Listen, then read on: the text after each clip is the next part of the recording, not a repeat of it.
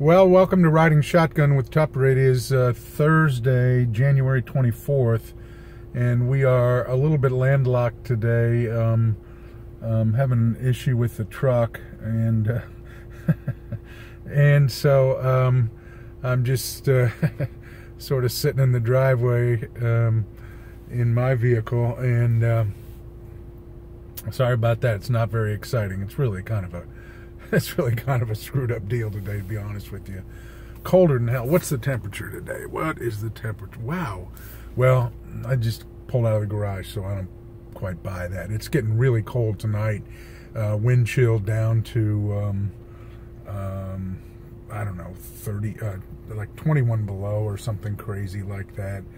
I know it's been rough in terms of the weather, but we did miss that second storm. So, watched the game last night. Entertaining game.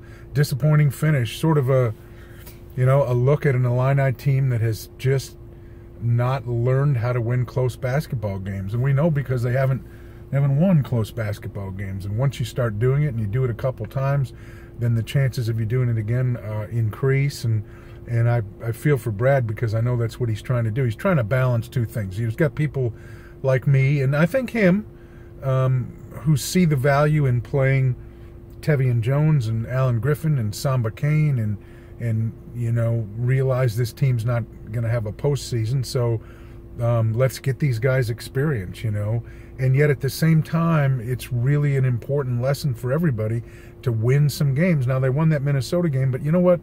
That was kind of weird, because they got up so fast, so big, that they didn't have to make the key plays that you do in a close game down the stretch. They didn't have to do that. It was going to be, you can win by 20, you can win by 30, it was, and that was great.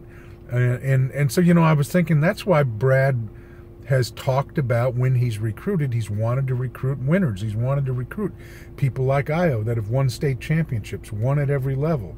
In Io's case, won internationally, who have been in these games, and who know how to make these plays. Alan Griffin falls into that category. But I was kind of disappointed last night in both Io. Io made a lot of great plays. I'm not saying I was disappointed in the way he played, but in the last, what was it, 6 minutes of the game or whatever, they really needed Io to make some plays and make some baskets, frankly. And that didn't really happen much, and not just him. Disappointed in Trent for not being more of a factor there. Those two guys together were awful shooting the ball last night, and it sometimes comes down to being able to make shots. And they did so many things well. Their strategy against Ethan Happ was sensational. They were really good defensively against him. They forced him into turnovers. They got him into foul trouble. That was just a tremendous job. But good teams find a way for other guys to step up, and Reavers really stepped up last night in a big way. He was tremendous at the end. And while he was stepping up, Illinois was missing shots and missing free throws and leaving open shooters alone, and watching a 2-point deficit quickly become a 10-point deficit. And they end up losing by, 12 or whatever at the end. So, I don't know what you can do except keep hammering at it, and try to be in those positions where you're down to the last 6 minutes of a ball game, and now make some plays and win the game. And it'll be a big breakthrough when that happens for them in Big Ten play. And they had that opportunity last night, and they didn't complete the job.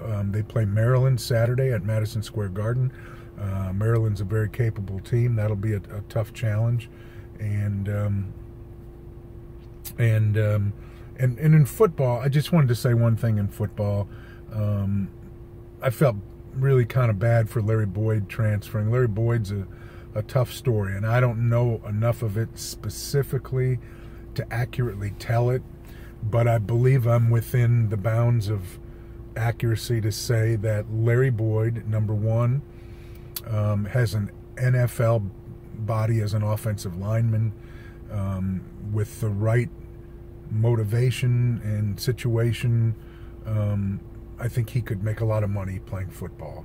I don't know if that will ever happen for him. He has a really unfortunate kind of support staff, not at the university, but back in his home world, you know, where when there are problems, and he's had some problems, I don't think he's got people he can easily turn to.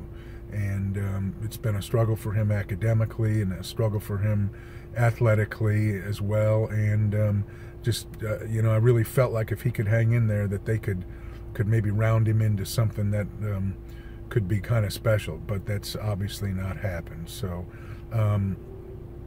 hey, one final thing. My wife and I are hosting a tour, with a local tour agency in September 20th through the 29th. We're going to New York City, and for a couple days, then we're getting on a cruise ship, and we're going to Portland, Maine, Bar Harbor, Maine. Then we're going up into southeastern Canada. We're going to Nova Scotia, Halifax, Bay of Fundy. At that time of year, it should be beautiful. It's beautiful anytime. I've talked to people who have done that trip. I've been to Portland, Maine, and Bar Harbor, Maine. I've been to New York City. I've not been up into Canada, and I've not done Maine by a cruise ship, but we're going to have a lot of fun. If any of you are interested in going on that thing, it's tourgroupplanners.com, and you can poke around and see my smiling face on that New York City, New England, Canada trip, or whatever. It's September 20th to the 29th. Love to meet some of you. I can't promise you that we'll spend all 9 or 10 days talking Illini, but you can imagine we would get some of that done for sure and have a good time along the way.